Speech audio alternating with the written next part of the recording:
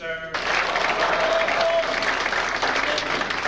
Praise be to Allah. That is praise be to God, the Lord, cherisher of all the world. We witness that He's one who cares about all of His creation, and especially the best of His human creation, His servants, His messengers, His prophets, His messengers, and those who follow as is given in our holy book, in their excellent tradition that they left. Again, we're very happy to be present here on this occasion like this in the city of Detroit, as my son-in-law was saying, the city of our beginning. And this city will always have special meaning for us, special meaning for us. And Chicago, the second place established for our association, called Temple Number 2. In those days, Chicago will always be special to me. We used to go there, and our spirit is still with that time and with that training, I would say convention spirit, we call Savior's Day spirit, is still with us, and it will stay with us to give the city special attention and to give this city special attention. Temple Number 1.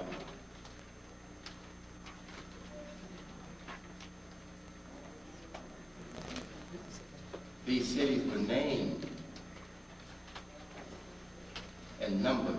These temples, were named and numbered. And I'm sure before the naming and numbering was formed in their mind on paper, that a lot of serious thought was given to it. Washington, D.C. is Temple Number 4. Temple Number 4, Washington, D.C. Milwaukee is Temple Number 3. Milwaukee, Temple Number 3. Washington, D.C., Temple Number 4.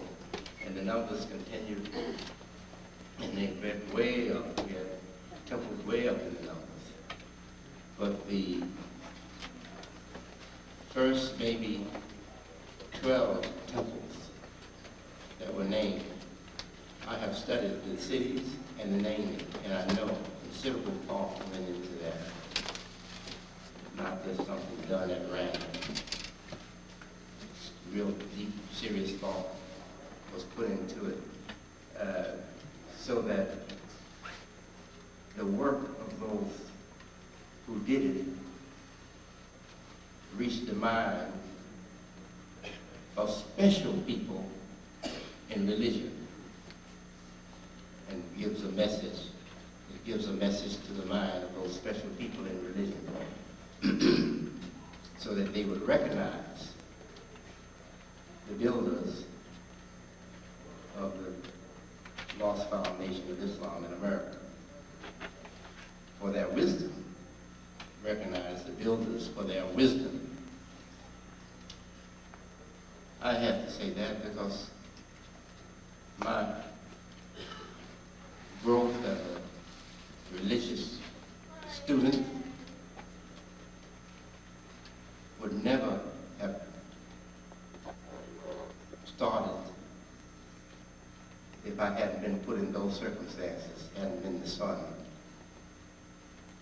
of the Honorable Elijah Muhammad, who built the Nation of Islam, following the plan of his teacher, who was a foreigner outside of America, called W.D. Farad, Mr. W.F. Muhammad, Mr. W. Farad Muhammad, called by a different name.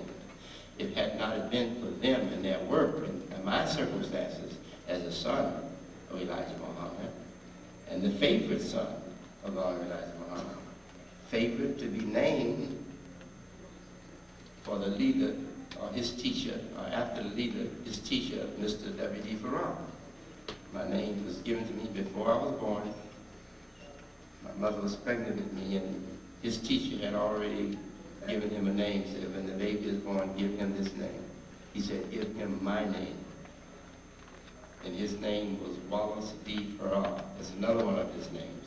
He was Wallace D. Farrar, given in brief, W.D. Farrar.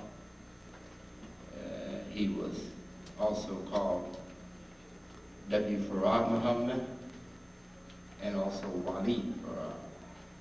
These names, several names that he used. So my connection with that, and you may be surprised that it never bothered me as a child to give any thought to it at all. In fact, I wouldn't be thinking about how I was named or anything. They would have to remind me. They'd be reminding me, you know you were named this, you were named this, and then such thing happened.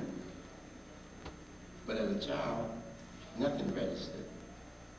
But as I grew older and saw problems, saw that my father needed help and wanted help and had helpers too, I joined the helpers. With his encouragement, I joined the helpers. And then I began to think about those things. But before I did not. And now I see that there was a lot of thought put into the work of what we call the Lost Foundation of Islam in America. A lot of thought was put in. And study. So obviously somebody really searched scriptures and searched knowledge, wisdom, for help to do what they wanted to do. Let me say I'm happy to see you here, you Muslims, believers of Detroit and the surrounding area here in Michigan, state of Michigan, and those who come from Chicago and other places even more distant. Very happy to see you here, and we're very happy to be accommodated so nicely here. And we're thankful to Allah for the good work that you've done in support of deputy and ministry, in support of our representative, Abdul Malik Mohammed. Congratulations to all of you on the good work that you've done to make this occasion a good one for us, for all of us. And special greetings also to our friends and admirers from the Christian public.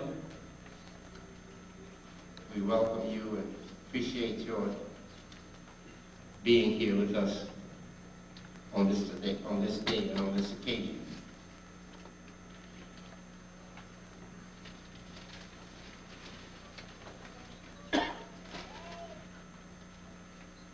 We have a whole new reality that we're looking at now in these times. When I was a young man, a young minister for my father in Chicago, a student minister, and he authorized me to be responsible for the temple in Philadelphia, and I became a resident minister as the minister of Philadelphia. And in those days, circumstances were quite different for all of us. Different for us as African Americans, because that was before things got better for us. As a people in America, there was still discrimination, segregation in the South. When you say discrimination was everywhere. You didn't have to go south to experience discrimination. There was plenty of it in Chicago where I lived. Plenty ugly discrimination in Chicago. Those circumstances are behind us for the most part now. And also the awareness of Islam is so great now. When we were struggling to be upright, as we would say in Islam, to be upright, Muslims weren't popular. Islam was not popular in these United States. But now with the increased numbers of citizens that have recently come from their lands and established their citizenship in the United States of America, we have a popular Muslim public in America now. Cities like Los Angeles, Chicago, and I'm sure Detroit for a long time. You have a press that is aware that it has Muslims, a significant citizenry, a number of Muslims in the citizenry. And that's true of Los Angeles, Chicago, and some other cities. So these Muslims who come here from other parts of the world, Islamic world, the world, they come here, some of them, for different reasons. The majority come here, I believe, for the same reason the Christians came to this new discovered part of the world. They came here from conditions that were bad for them in their countries, in their land that they came from, Europe, and they came here to have a better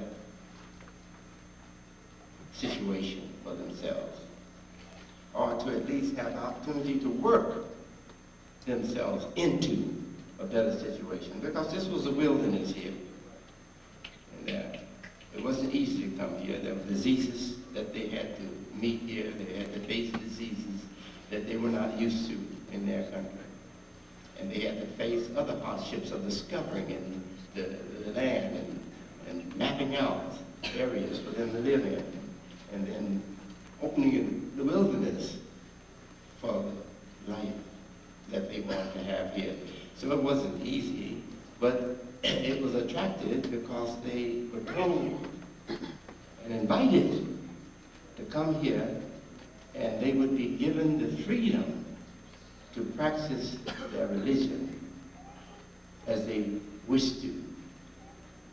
They were invited to come to a land that offered protection for the freedom of religion. And I'm sure that many of the immigrants that come here,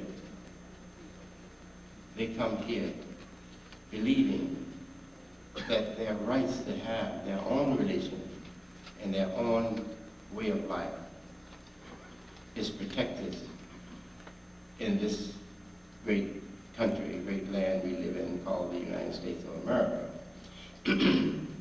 And that's true, but we know as African Americans, as well as anybody, or more so than anybody, that the rights, the invitation can be, but it doesn't mean you're going to have the opportunity.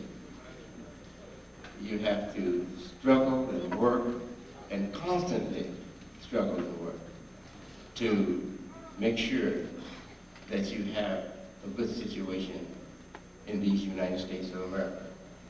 Because there's always somebody that want to get over on you, or want to progress at your expense.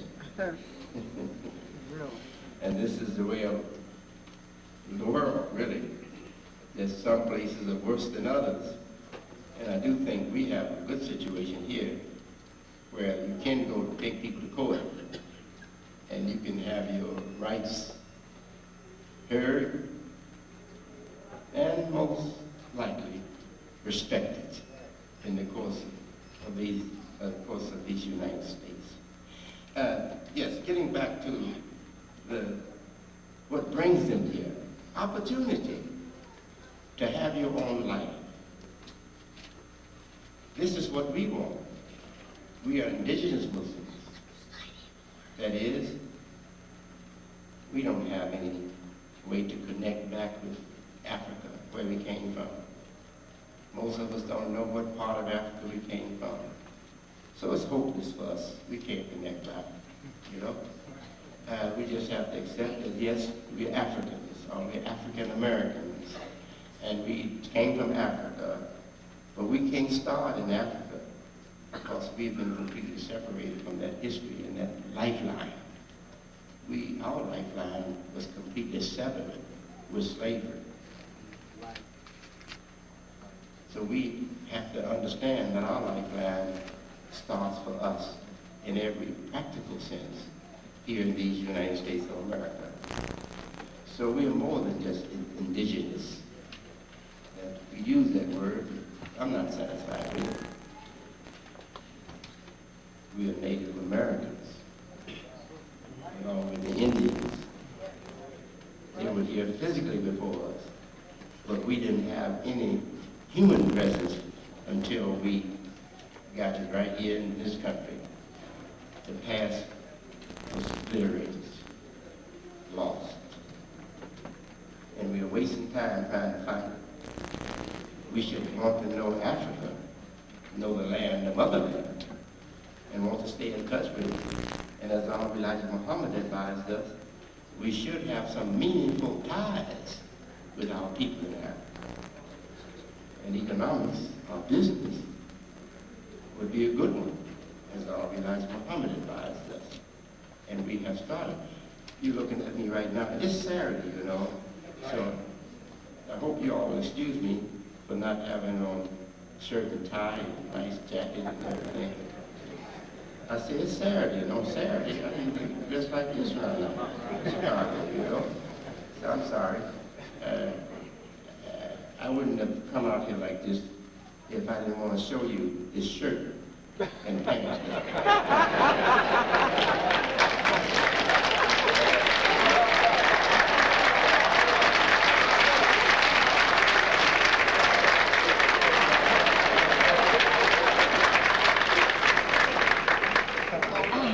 Made in our factory in Senegal.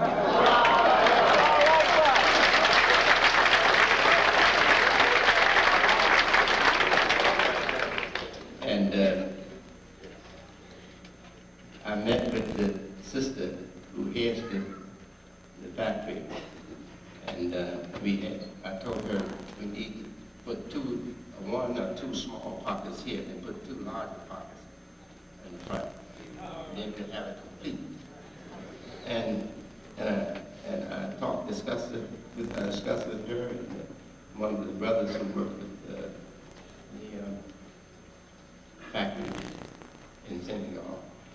And we think that we can retail what you're looking at somewhere between $25 and $30.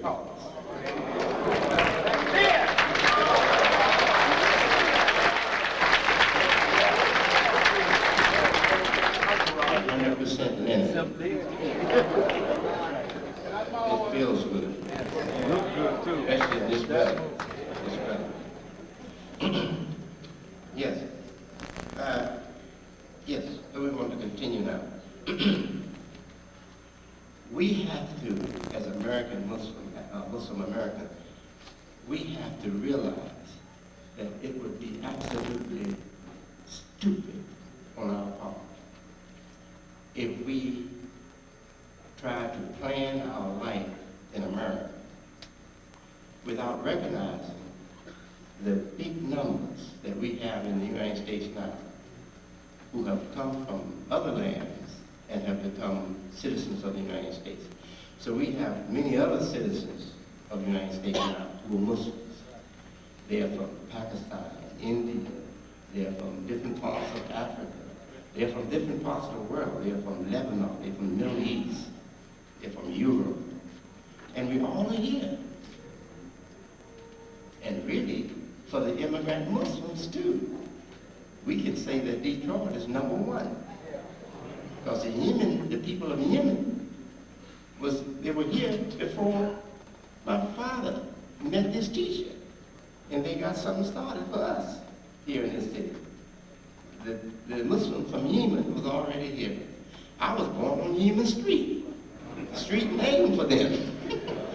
Yes, 3600. I wish my sister was here. She know all the past, She's older than I am. She really recorded things mentally. Yes, I was born on Yemen Street. That's where I was born, in Hamtramck, Michigan. That's right in here. That's right here. Yes. So we have to recognize the great numbers of citizens, American citizens that we have now, who are Muslims, who came from abroad.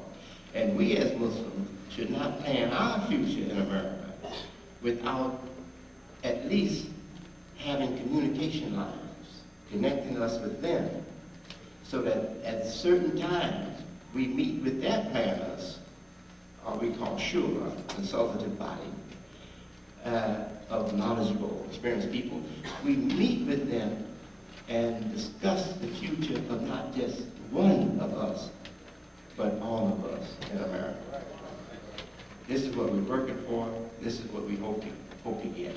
And we'll never be happy until we have that, where Muslims in America will be working to have better conditions for our children to come, many, many generations in the future.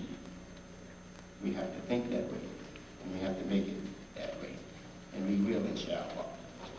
Now, so with us situated there, now let me continue this address.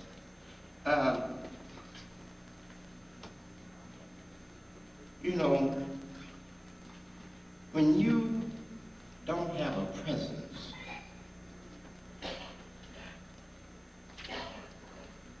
you don't feel so good in your heart or in your soul.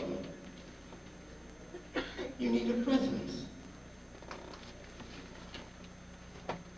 When you have a nice home on the block in the neighborhood, you see that home does you good inside. That's an achievement for you. And that's a sign of your presence in that neighborhood. But you live in a neighborhood, you have no home of your own, or what you have looks so bad, it brings your spirit down rather than lifts it up, then you don't feel so good in that neighborhood or on that block. The whole of the United States is like a neighborhood. And if you don't have any presence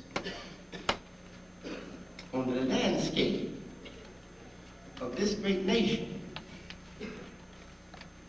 that makes you feel good inside, we can talk about all the advances and progress we have, but it's not going to change that bad feeling inside. People come to the land, they come to a new land, they come there to drive their stake into the ground and build something with their own hands that they can leave to their children, that they value and that their children value, and that will inspire their children to come to work for even more and better. First thing we need to know is this, for psychological support and advantage even.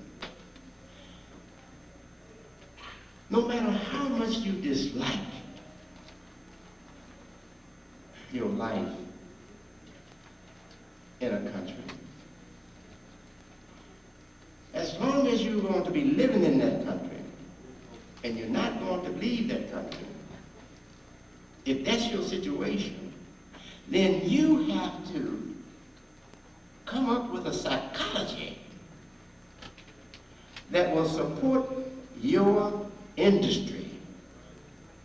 You cannot be industrious and build on something that you don't have faith in.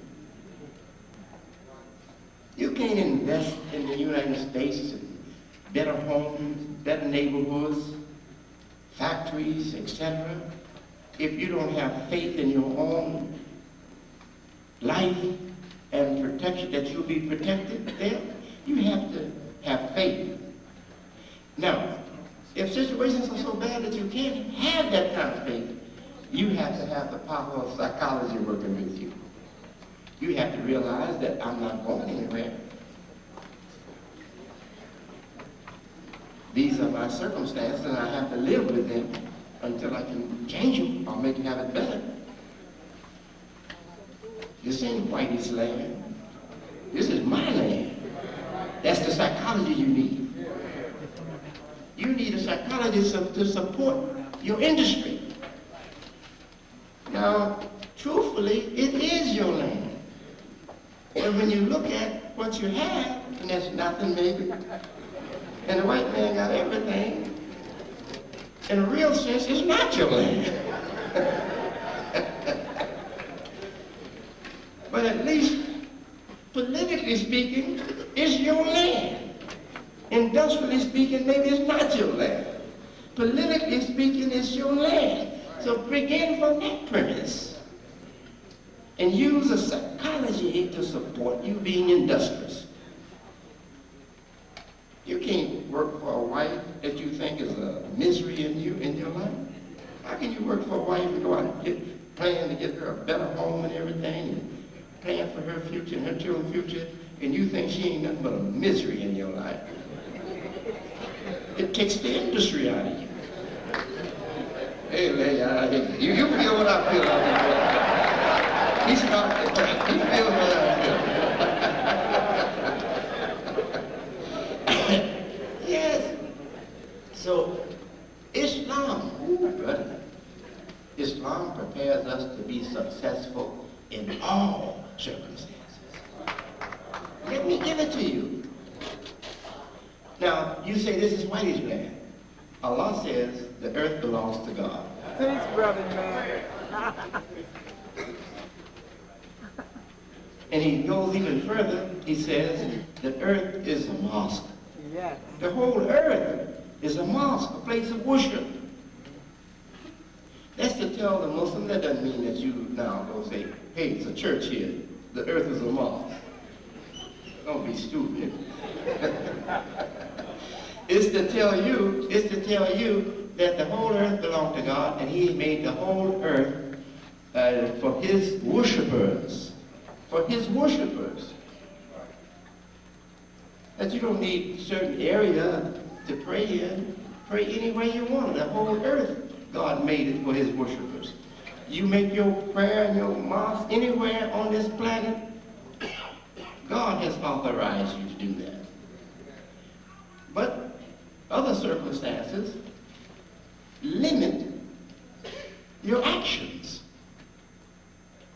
Because the Christian would say, well, the same God you say, who says the whole earth is a mosque,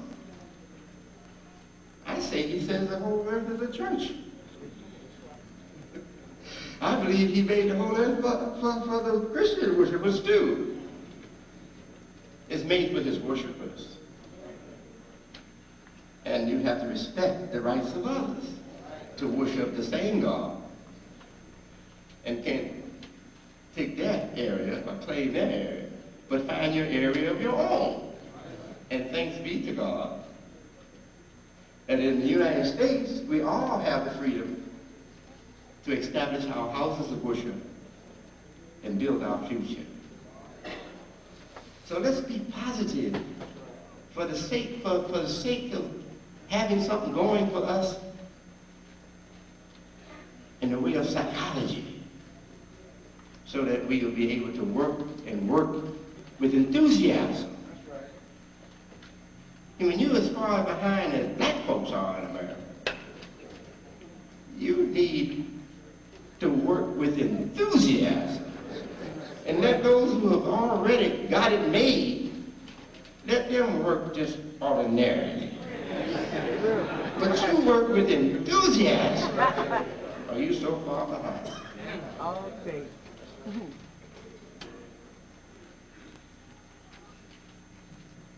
The quality of our citizenship improves as we begin to achieve more for our life. That achievement is political. We have a lot of political achievements for our life. But that achievement is also in the way of industry. In the way of industry. And that's where we're behind. We are not owning the sources of material. We are not owning land, not even as much as we did 50 years ago. Lost a lot of land that black people had, especially in the South. We are not owners anymore of land. We have become also owners of structures that we put up on the land. It's a shame when you go to anybody's ethnic community or neighborhood and you don't see their presence in the things that are constructed on the land. You don't see their presence. Every people want to construct something with their own hands so that where they live, you see their constructions. The Chinese come here and you see what they do. Buddhists come here, you see what they do. Pretty soon where they live looks like China or something. Now we ain't that exotic. But we should have structures that we identify, and when other people come in, they should be aware or should know that where African Americans are living, they have investments. They have constructions. They are not living in the things built by others only, but they are building themselves structures for their life and their future. And I have to admit, I'm speaking in the spirit of my father, Elijah Mohammed. And all of us who follow him, we follow him because that's the spirit we want. That's the spirit we love. We are not lazy people. Right, that's right. Those who loved and followed my father, you've never been lazy people. That's right. You were always people that wanted to see things happen that would make us feel that we are accomplishing something. Something to feel good about. Well, let's not forget that. And we have to work even harder for it in the future. When you have achievements, your citizenship, it rises in quality. Long time ago in this country, well, not too long ago, the right to vote was equated with ownership of property. And those who didn't own any property had no right to vote. All that's been changed, and we're happy that it's been changed, and no, that wasn't right. Everybody should be allowed to vote. It should be equated with property. But let me tell you something.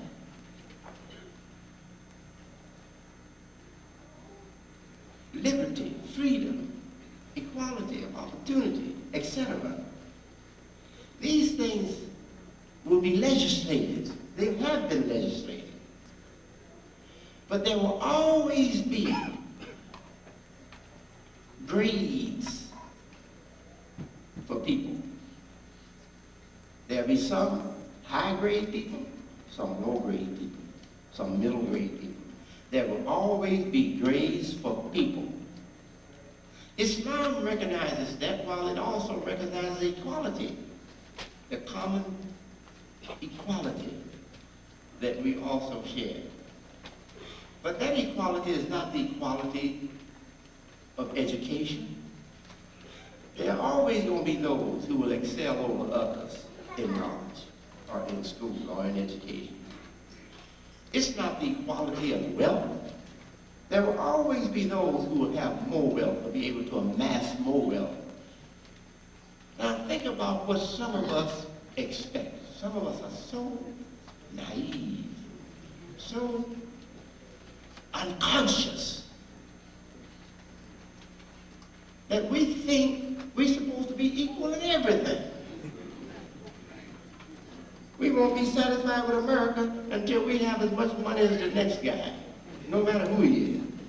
Hey, we ain't equal yet. You got more money than me. That'll never happen. That's stupid. There will never be the equality of people in wealth. But how does Islam deal with this?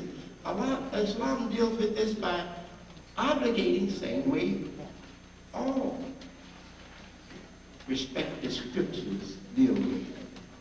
Not just Islam.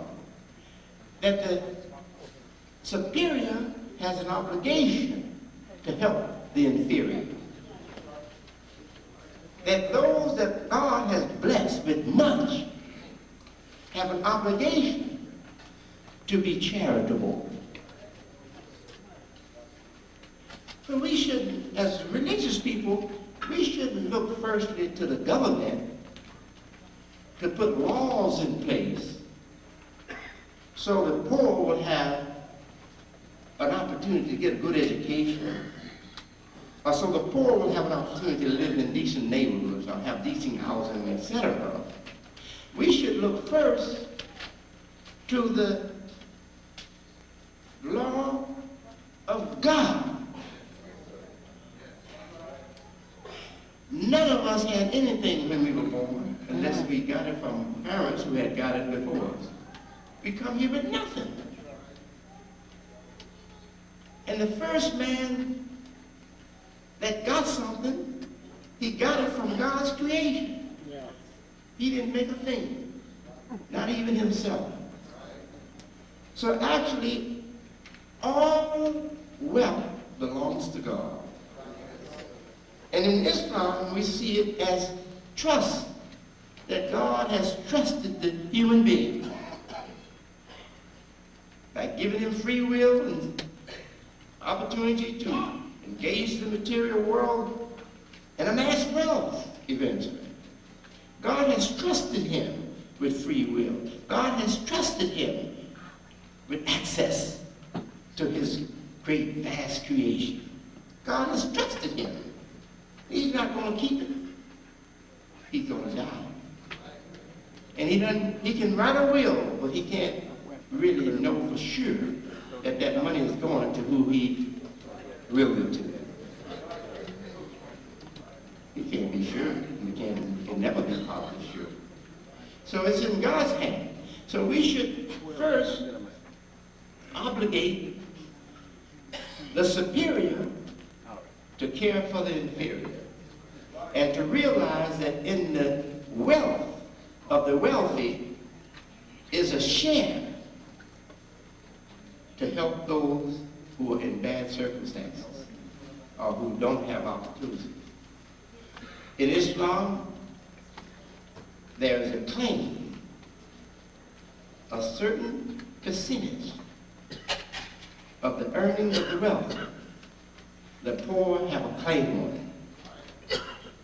But they can't get it just by claiming it. They have to qualify for it. You know that? Even the poor have to qualify for a charity. If you're poor, but you got muscles, you're lazy, you don't want to work, you're not supposed to get charity. Because you have imposed poverty upon yourself. It's your fault. That won't be charity. That'll be mercy. Somebody just having mercy on you. God doesn't write any law that obligates me to give you my money. And you just as healthy and strong as I am. You just as capable as I am of earning a living. No, you ain't got no right to a penny in my pocket, buddy.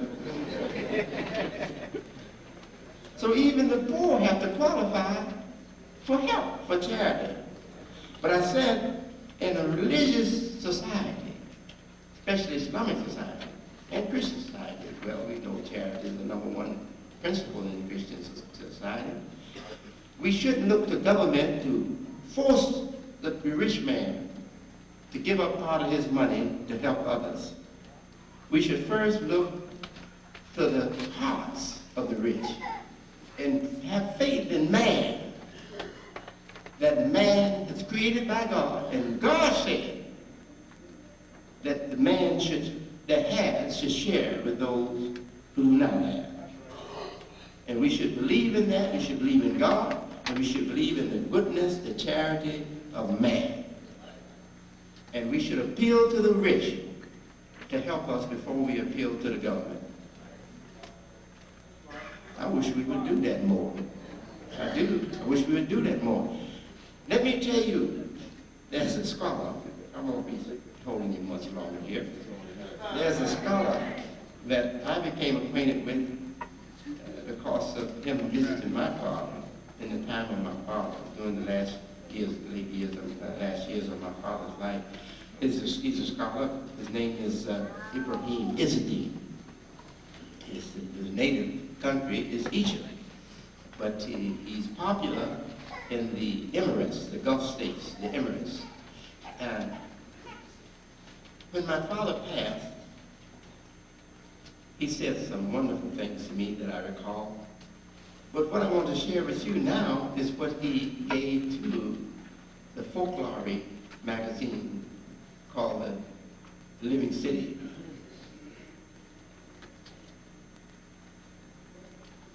They interviewed him, and they were interviewing him on religious tolerance, dialogue, etc., interfaith dialogue.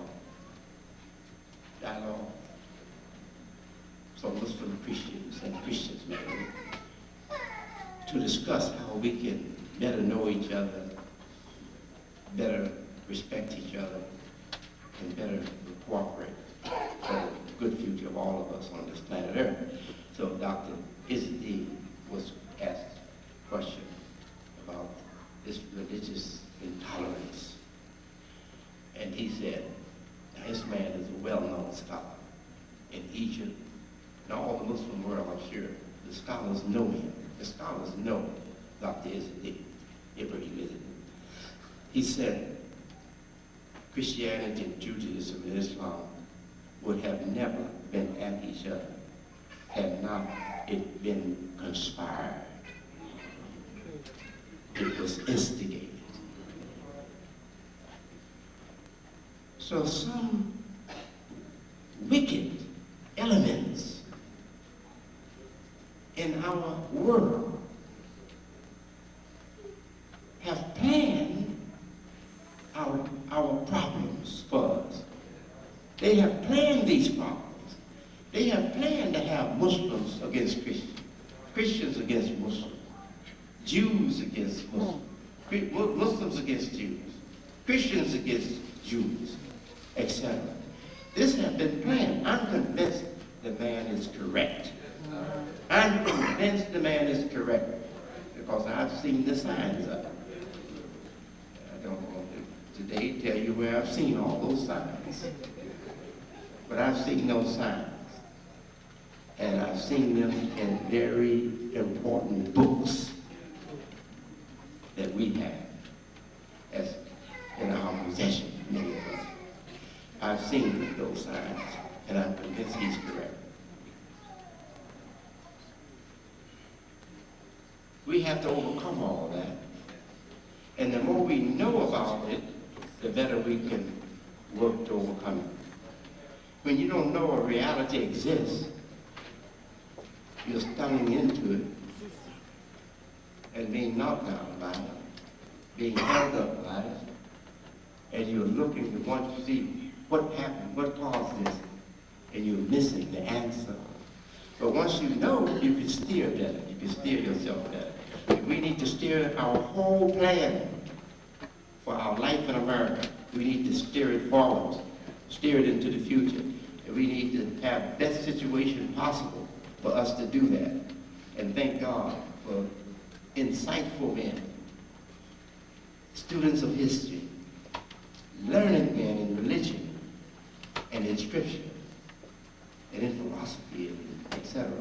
Like Dr. History. Thank Allah for such persons. Quality of citizenship. To improve our quality of citizenship will be also to strengthen our sense of identity. That means it will make you feel better and stronger when you look in the mirror and see a black man of America, an African American. You'll look at yourself and you'll feel better looking at yourself. When your citizenship has been upgraded, not by laws passed, but by your achievements. Your citizenship has been upgraded by your opening a factory and synagogue and bringing your goods directly to your retail stores that you built in your neighborhood. Yes, sir. You are like Walmart now. Walmart got their factories abroad where the labor is cheap, and they bring their goods directly from their factories to Walmart, to Kmart, to J.C. Penney's, etc. One thing good about this country is that if you got the courage and respect decency, you can become a big fish. And when you're a big fish, you're not eating up so fast. So let's plan that, work hard for it. Yes, brother, I agree. Let's plan and work hard for it. Right. So in my conclusion, what this presentation says is that all the laws in the world passed to make us equal cannot make us equal. The only thing can help us be equal is we got to have the same courage and the same willingness to sacrifice that the big guy got. You got to dream big, you got to think big, you got to want big. Right. If you got a small appetite, you're going to stay small. That's right. God has created the whole world for all of his human beings. Let your appetite be that big. Thank you. Peace. Assalamu alaikum.